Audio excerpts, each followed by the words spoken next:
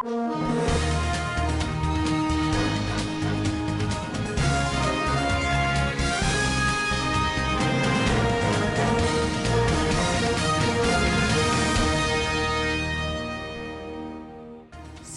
and Khan sign peace pact over 2023 elections. Family of 6 kidnapped Kaduna Abuja train released from captivity. Nigerian Medical Association louds Governor Matawalle over increase in doctor's salary. On business news, experts explain that income deficit is determining electricity in Nigeria. On international news, new virus detected in China. And on sports, Confederation and African Football launches new Super League to boost clubs. Hello there and thanks for joining us. That was the headlines for Standard Voice Television News. I am Rahma Ibrahim Desara with the news info. The Sultan of Sokoto, Alhaji Muhammad Saad Abubakar III, and the Christian Association of Nigeria have signed a peace pact to de-escalate religious tensions and ensure a peaceful and secure atmosphere ahead of the 2023 general elections. For more on the story, Sumaya Dosara has more details. The peace accord was signed at the International Religious Freedom Summit 2022 organized by the Global Peace Foundation and 70 International Human Rights and Religious Freedom Organization in Washington, D.C., United States. While the Sultan, who is also the President General of the Nigerian Supreme Council for Islamic Affairs, was represented by Prof. Yusuf Usman, Khan was represented by its immediate past president, Rev. Samson Ayokunle. In a statement signed by Ayokunle on Wednesday in Abuja, he said the leadership of the umbrella Muslim and Christian organizations plead to continue to work together, avoid violence, embrace dialogue, and remain commitment to building resilience. Committees that are free from fear. According to the statement, the two religious bodies also promise to embrace a vision of common humanity and speak publicly of hope for Nigerians' peaceful and bright future. The statement added that this is a difficult time in Nigeria with ever escalating security crisis and an overwhelming loss of trust in the government, and unfortunately, so much of the crisis in Nigeria has had a religious context. Sumaya Dosa reporting for SBTV News. Terrorists who attacked the Abuja Kaduna train killed 9 passengers and kidnapped 63 others on March 28, released 7 more hostages, including a family of 6. The released hostages include a 60-year-old woman, Hajia Aisha Hassan, and the 6 family members comprising Abubakar Idris Garba, the father, his wife Mariama Abubakar Bobo, and their children Ibrahim Abubakar Garba, age 10, Fatima Abubakar Garba, age 7, Imran Abubakar Garba of age 5, and Zainab Abubakar Garba, age 1. Having spent 135 days, we regained our freedom. It's overwhelming. I'm happy and at the same time saddened because I left good people back there. 65 of us boarded the train in March 28th, 2022, and we have good people, innocent people, people that hard-working people. They left their wives, they left their families back here. I was lucky, I was privileged to have my family back there, though it was traumatizing, but then at the same time, we would like to plead on the federal government to please sit down and dialogue with these people. Reports gathered that Sheikh Gumi, after seeing the recent video where the victims were being flogged, pleaded with the abductors to release the family of 6, as 2 of their children were seriously sick. A 60-year-old Aisha Hassan was released due to life-threatening health challenges, which deteriorated recently. The terrorists have since, after the attack, released the kidnapped passengers in batches, beginning with the managing director, Bank of Agriculture, Alwan Ali Hassan, followed by another set of 11, a set of 7, a set of 4, a set of 5 and 7. A total of 36 of the passengers have been released so far, leaving about 27 others still in captivity. The Zamfara State chapter of the Nigerian Medical Association has commended Governor Bello Muhammad Matawalle of Zamfara State for increasing salaries of medical doctors in the state. The NMA chairman in the state, Dr. Manero Naturi, made the commendation in Gusau on Wednesday at the 2022 Annual General Meeting and Scientific Conference of the Association in the state. For more on the story, Kulsum Muhammad reports. The theme for the meeting is 2023, an imperative of health security in political discourse, setting health agenda for Zamfara. The Medical Association also hailed Zamfara government for donating an 18-seater bus to the association and financial support to the newly graduated medical students in the state. Dr. Nature also appreciates the governor for his kind support to the association, pointing out that the gesture has never happened to the association in the history of the state. The chairman said the gesture is an indication of the state's government's commitments to work with professional bodies in promoting health sector of the state. In his remarks, Governor Bello Matawalle, presented at the occasion by his Deputy Senator Hassan Nasiha, reiterated his administration's policy to promote health care delivery in the state. Governor Matawalle commended the NMA for choosing the topic, adding that it came at the right time when Matawalle's administration was extending its hands to all stakeholders to promote the state in health and address its security challenges. Senator Hassan Nasiha said the present administration from its inception to date recorded tremendous activities in the health sector. Kulsum Muhammad reporting for SBTV News. As part of measures to put its party in order ahead of the February general election, the ruling All Progressive Congress is contemplating an emergency meeting of its National Executive Committee soon. The NEC meeting had become necessary following the expiration of the 90-day transfer of its power to the Senator Abdullahi Adamu-led National Working Committee of the party at its 11th meeting on April 20th in Abuja. The 90 days of power transfer, which started on the 20th of April, expired on the 22nd of July 2022. While the National Working Committee, which met on Wednesday, is proposing the NEC for next month, it was gathered that the final decision will be subject to approval by President Muhammadu Buhari. A party source said the National Working Committee is looking at the first week in September. This is, however, subject to the approval of the President Muhammadu Buhari. The National Chairman and National Secretary are to convey to Mr. President and propose date for the NEC meeting, saying they cannot give a specific date. He said they intend to have the NEC meeting before the commencement of the presidential campaign. Bothered by the recent attack on Kuje prisons, the federal government has directed that only personnel trained in the use of sophisticated arms be deployed to man its prisons. Minister of Interior Ogbeni Rauf Arabishola gave the order on Wednesday in Kaduna at the passing out parade of newly commissioned officers of the Nigerian Correctional Service. We are fortifying the provisions, infrastructural provisions, buildings and such provision to make it very difficult for anybody to even violate the perimeter of our facilities, raising the capacity of managers of our custodial facilities to, on their own, stand up and defend their facilities. That is one. Two, we are mobilizing support of other security agencies, particularly the military, to reinforce the defense and security of our facilities.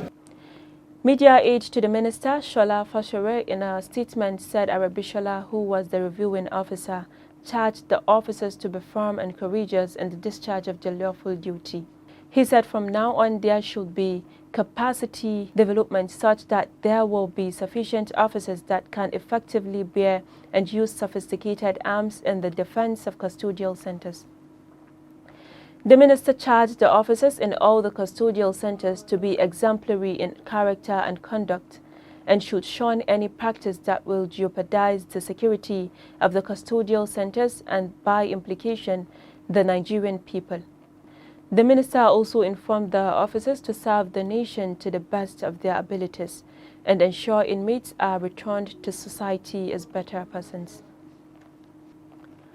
Barring any last-minute change, a former governor of Plateau State, Senator Joshua Dare, will declare interest to contest the Plateau Central senatorial seats on the platform of the Labour Party. It could be recalled that Mr. Dari, former Taraba Governor, Jolie Inyami, and 3 others were on Monday released from prison 3 months after their pardon by the Council of State led by President Muhammadu Buhari on the 14th April 2022. Mr. Dari, who was serving 10 years imprisonment for 1.126 billion naira fraud, was released after about 4 years in prison. Reports gathered from credible sources said that the Plateau State chapter of Labour Party has concluded arrangements to receive the former Plateau governor from Abuja to pick the party's senatorial form. Mr. Dari, who served as People's Democratic Party governor, defected from the party where he contested and won a senatorial seat in 2011 on the platform of Labour Party. A Labour Party official who preferred not to be named said yes, it is true that Mr. Dari will be running for a Senate seat and the party is making arrangements for him to come from Abuja for the senatorial declaration. The source said Dario would bring surprises at the polls because he remained loved by many in the seat. Worried about the cost of healthcare services in Nigeria and particularly the increasing lack of access to prepared insurance covered by the poor, a team from World Health Organization headquarters in Geneva, Switzerland, recently visited the country and made some recommendations. To reverse the trend, the global body is exploring how to boost health financing in the country, which budgeted 711.3 billion naira for the health sector this year, a partly 4.3% of the national budget, far below the 15% benchmark set by the African Union in the Abuja Declaration. Our correspondent Samira Ibrahim has more details.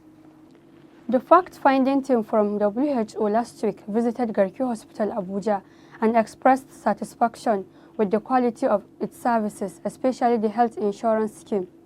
The team, led by Dr. Joseph Kutzin, head of health financing and governance from Geneva, Switzerland, had earlier met with the Secretary to the Government of the Federation, Mr. Boss Mustafa, and the Minister of Health, Dr. Osagi Ehanire. They were in Garki Hospital with officials of the National Health Insurance Authority, including its Director General, Dr. Muhammad Sambo, to evaluate the success story of the National Health Insurance Scheme in Nigeria. Mr. Kutzin said the team came to Nigeria to explore ways of assisting in health financing with a view to promoting universal health care so that the poor and indigent can get equal access. That's the report. Samira Ibrahim reporting for SVTV. And in business news, Audio Jungle.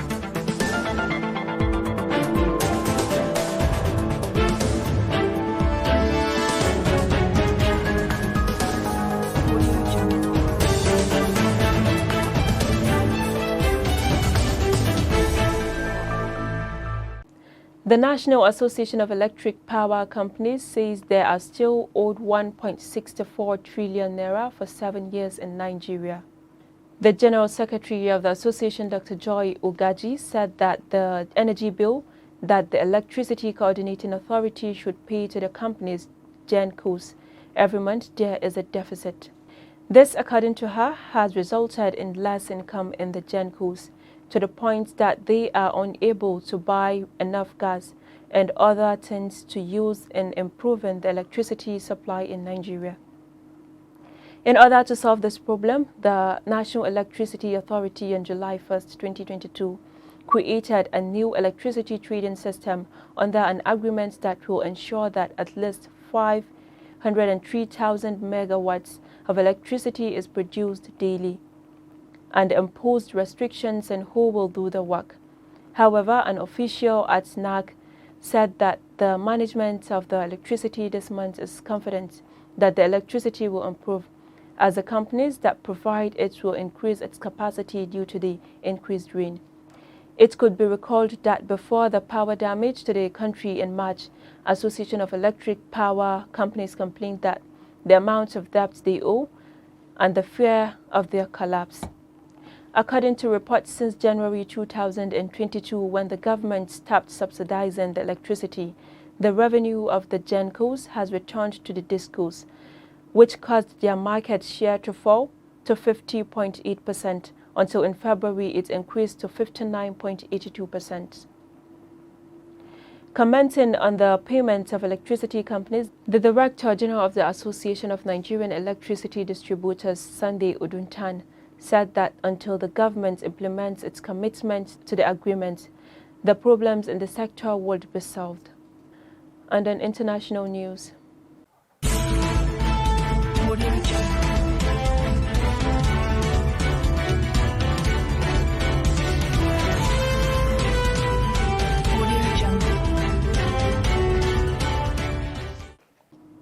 scientists are tracking a new animal-derived virus in eastern China that has infected at least several dozen people. The novel Langia henipavirus levi was found in 35 patients in the Shandong and Henan provinces. Many had symptoms such as fever, fatigue, and a cough, and are thought to have contracted the virus from animals. There is no evidence so far levi can transmit among humans. BBC reported that researchers detected the virus predominantly in shrews, and the discovery was highlighted in a letter written by researchers from China, Singapore, and Australia, and published in the New England Journal of Medicine this month. One of the researchers, Wang Lingfa, from the Duke News Medical School in Singapore, told China's Stage 1 Global Times that the cases of levi found so far have not been fatal or very serious, so there is no need to panic. However, Wang said there is still a need to be alert, as many viruses that exist in nature have unpredictable results when they infect humans. And on sports news, over to Kulsum Mohammed.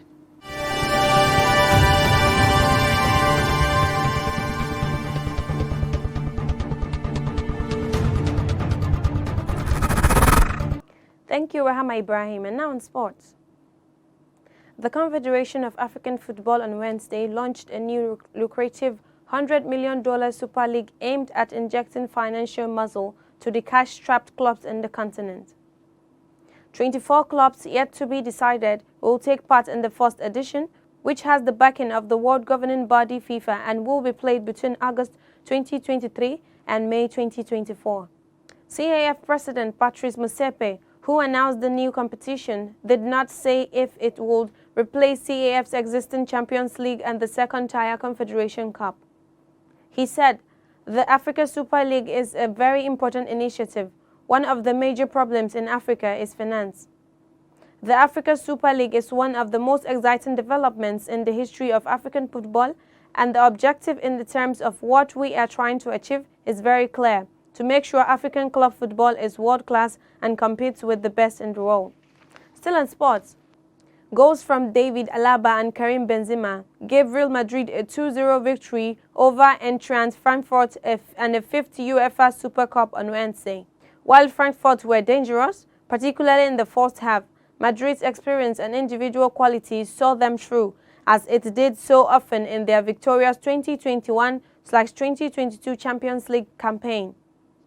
Frankfurt had the best of the early stages, with Madrid keeper Thibaut Courtois forced into a stunning anticipation save when one-on-one with Daichi Kamada in the 14th minute. Madrid almost got their first when Benzema released Vinicius to curl past Kevin Trapp in the penalty box, only for Tuta to clear the ball off the line.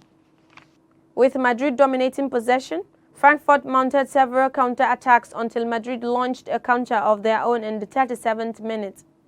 A diving Trapp got his fingertips to a goal-bound shot by Vinicius, pushing the ball out for a corner. From the ensuing play, Benzema linked with Casemiro just next to the right post. After the goal, Madrid stepped it up a gear and should have gone 2-0 up, with Benzema uncharacteristically dragging the ball wide with the goal begging in the 41st minute. And that's all we have in Sports Update for today. Once again, my name is Kulsum Mohammed, saying thanks for watching. Do have a nice day. Keep watching Standard Voice Television. Thank you, Kulsum. And that's all we have for today's news. But before we go, let's take a recap at the major headlines. Sultan and Khan sign peace pact over 2023 elections. Family of 6 kidnapped Kaduna Abuja train released from captivity. Nigerian Medical Association louds Governor Matawalle overall increase in doctors' salary. On business news, experts explain that income deficit is determining electricity in Nigeria. On international news, new virus detected in China. And on sports, Confederation and African Football launches new Super League to boost clubs. On behalf of the production team, Head of News and Current Affairs, I still remain Rahama Ibrahim Dusara. Do have a nice day and keep watching Standard Voice Television.